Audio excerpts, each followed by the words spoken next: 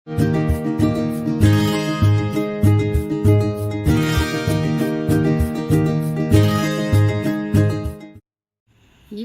constant for heterogeneous equilibrium reactions. இப்போ இதில் homogeneous equilibrium reactions, heterogeneous equilibrium reactionsனா என்னென்னு நேற்றே உங்களுக்கு எக்ஸ்பிளைன் பண்ணேன். திரும்பவும் ரீகால் பண்ணிக்கோங்க.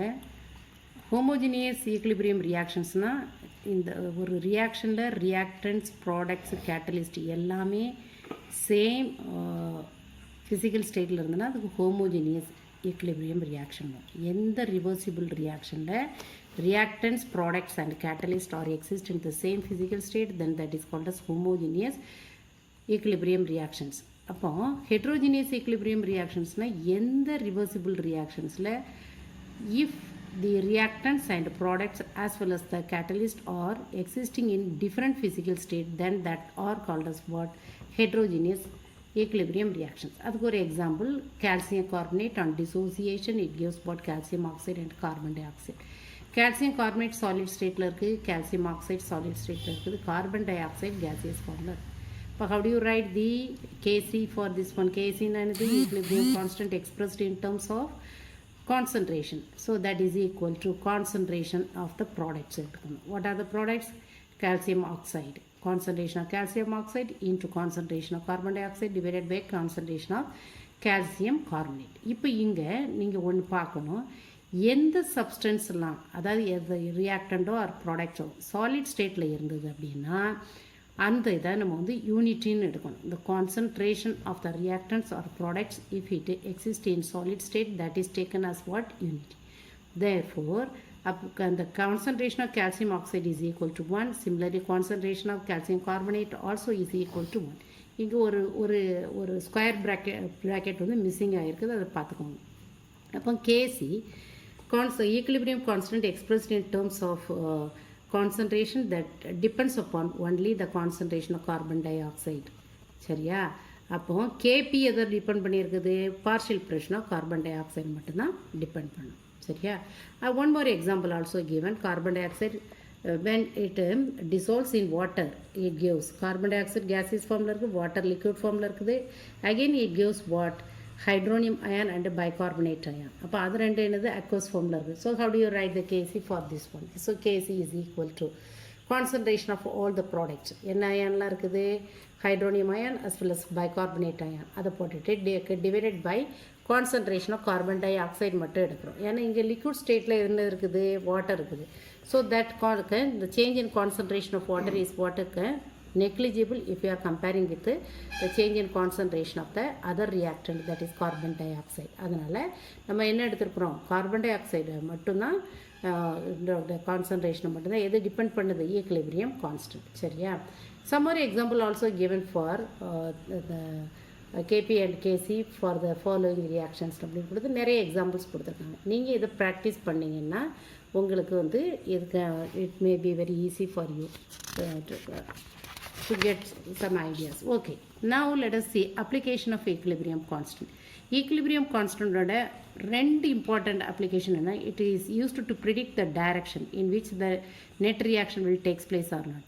அதாவது அந்த it predict the direction அப்படின்னா அந்த ரியாக்ஷன் அந்த டைரக்ஷன் நடக்குமா இல்லை நடக்காதா, whether it is feasible or not feasible.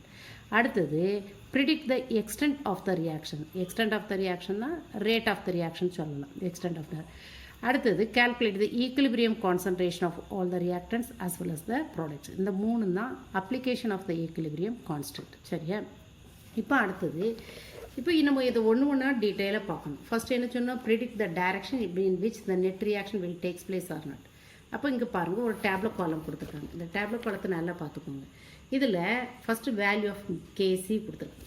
அடுத்தது Kc is less than 10 to the power minus 3. அடுத்தது கேசி இஸ் லெஸ் தென், அதாவது greater than 10 to the power minus 3, less than 10 to the power 3ன்னு கொடுத்துருக்கு. அடுத்தது Kc is greater than 10 to the power 3. 4 condition கொடுத்துருக்கோம். Value of கேசியை தனியாக கொடுத்துருக்காங்க.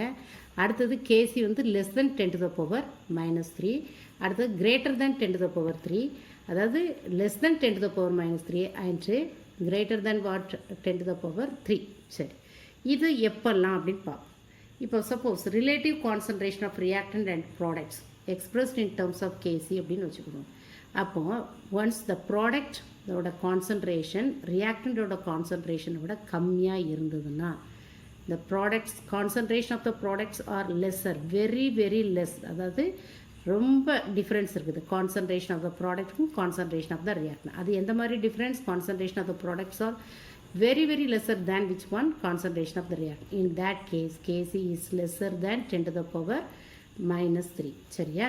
அடுத்தது if the products concentration is greater than the products reactants concentration, then Kc is greater than 10 to the power 3. சரியா? அடுத்தது significant quantity of the products and the reactants.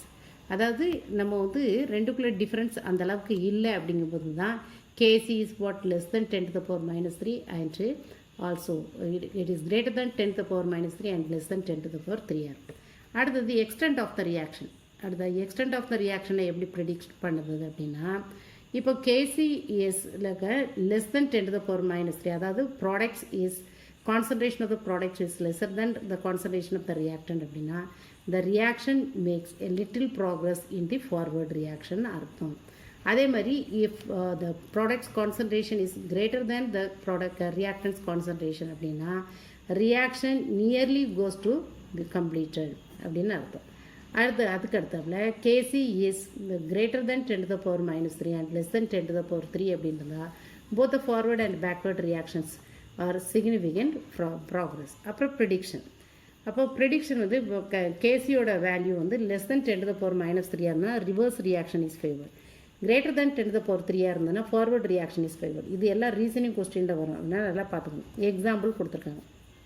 எந்த ரியாக்ஷனில் Kc is greater than 10 to the power minus 3 வருங்கிறதுக்கு ஒரு example கொடுத்துருக்காங்க.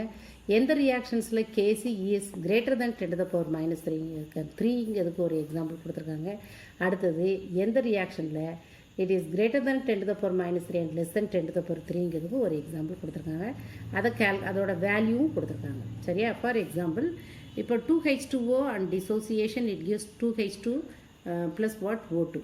அப்போ இதில் எல்லாமே எந்த ஸ்டேட்டில் இருக்குது? கேசியஸ் ஸ்டேட்டில் இருக்குது. How do you find out the del ng value? 2 + 1 3 moles of gaseous products minus 2 moles of water.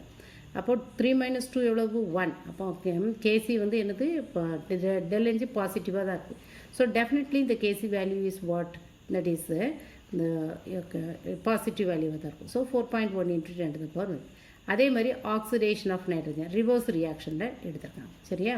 அதே மாதிரி தான் இங்கே ஒவ்வொரு எக்ஸாம்பிள்ஸ் கொடுத்துருக்காங்க, அதை நீங்கள் தெரிஞ்சுக்கணும். Then next one is the predict the direction of the reaction. Predict the direction of the ரியாக்ஷன்னா இங்கே ஒரு இம்பார்ட்டண்ட் டெஃபினேஷன் இருக்குது. என்ன டெஃபினேஷன்னா reaction கோசியன்ட்.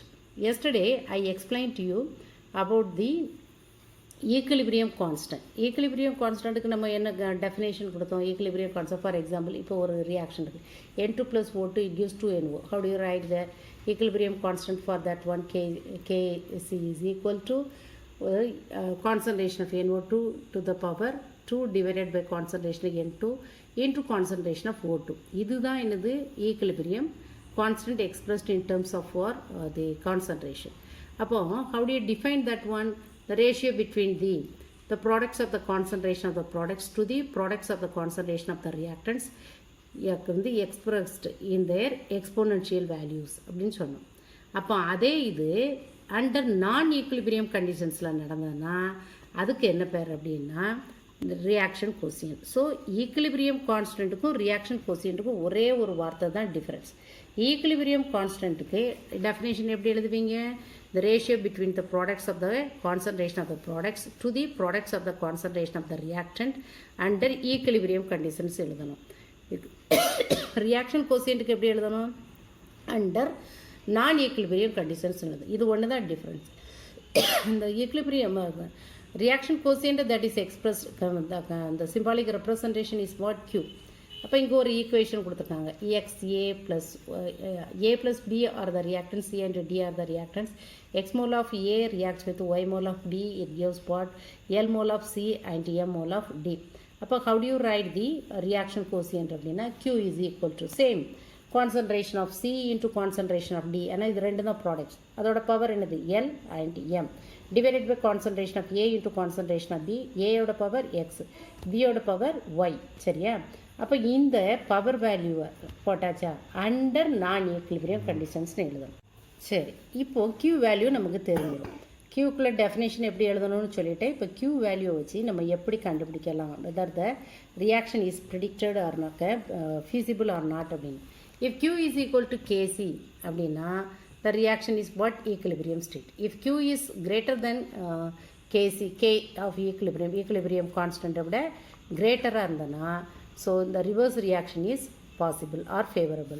If Q is less than equilibrium constant, then the forward reaction is what? Favorable. இந்த மூணு கண்டிஷனும் கட்டாயம் உங்களுக்கு தெரிஞ்சிருக்கணும். அதாவது equilibrium what is the relationship between equilibrium constant and reaction கோசியன்னு அந்த மூணு பாயிண்ட்டுமே எழுதணும். when Q is equal to K equilibrium அப்படின்னா the reaction attained what? Equilibrium state. when Q is greater than K of equilibrium அப்படின்னா என்னது? Equilibrium constant அப்படி கிரேட்டராக இருந்தது அப்படின்னா backward reaction or reverse reaction is favourable. If Q is less than K equilibrium அப்படின்னா forward reaction is favourable. Okay, இந்த மூணு கன்க்ளூஷனையும் நம்ம பார்த்துக்குறோம். அதுக்கு அடுத்தது நம்ம என்ன பார்க்குறோம் அப்படின்னா நெக்ஸ்ட்டு இந்த ரியாக்ஷன் கோசியன்ட்டுக்கு ஒரு ரெண்டு எக்ஸாம்பிள்ஸ் கொடுத்துருக்காங்க. ரெண்டு எக்ஸாம்பிள்ஸ் நம்ம கொடுத்துருக்காங்க. அப்போ அந்த ரியாக்ஷன் கோசியன்ட்டோட வேல்யூ கொடுத்துருக்காங்க பாரு. Decomposition of hydrogen, அதாவது formation of hydrogen atom. So what is the reaction equation? Hydrogen plus iodine, it gives what? 2HI. So how do you write the reaction quotient? Q is equal to what? HI to the power 2 and divided by concentration of hydrogen into concentration of iodine. Concentration of the reactants are what? 0.2 and concentration of the product is what? 0.6. So we can find out the value. புரிஞ்சுதா? அப்போ இதில் பார்க்கணும் Qவோட value எவ்வளோ இருக்குது? 9. ஆனால் equilibrium constant நமக்கு என்ன கொடுத்துருக்காங்க? ஸோ ஈக்லிபிரியம் கான்ஸ்டன்டோட வேல்யூ வந்து so that is less than 9. So Q is what? Less than KC. So the reaction is proceed in the forward reaction. புரிஞ்சதா? ஏன்னா இங்கே கொஸ்டினில் பார்த்தீங்கன்னா at a particular instant the concentration of hydrogen and iodine and hydrogen iodide are found to be 0.2 and 0.2 and 0.6 mole per liter. And இதிலிருந்து நம்ம predict பண்ணணும் அந்த reaction எப்படி வந்து நடக்குது அப்படிங்கிறத ப்ரெடிக்ட் பண்ணணும். இந்த மாதிரி we can predict whether the reaction is feasible or not. அதாவது அது நடக்குமா இல்லை நடக்காதாங்கிறத நம்ம கண்டுபிடிக்கலாம். That's all.